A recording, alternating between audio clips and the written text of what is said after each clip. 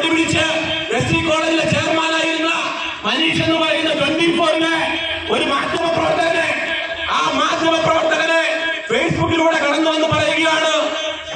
വളരെ മോശമായ രീതിയിൽ മാംസം വിറ്റ് ജീവിക്കുന്ന ജീവി എന്ന് പറഞ്ഞുകൊണ്ട് 10 രൂപ എവിടെ നിന്നെങ്കിലും കിട്ടിയാൽ എച്ചി പൈസ വാങ്ങിക്കണമെന്ന് പറഞ്ഞുകൊണ്ട് ഒരു MLA വന്ന് പരസ്യമായി ഫേസ്ബുക്കിലൂടെ സ്വന്തം മകൻ ഉൾപ്പെടുന്ന കഞ്ചാവ് സംഘത്തെ സംരക്ഷിക്കുന്നതിന് വേണ്ടി വളരെ മോശമായ രീതിയിൽ ഫേസ്ബുക്കിലൂടെ പ്രതികരിക്കുകയാണ്. ഇപ്പോ കായംകുളത്ത് തന്നെ 2 മാധ്യമപ്രവർത്തകർ, പ്രിയപ്പെട്ട കേരള മോദിയുടെ പ്രിയപ്പെട്ട ബിജുചേട്ടനും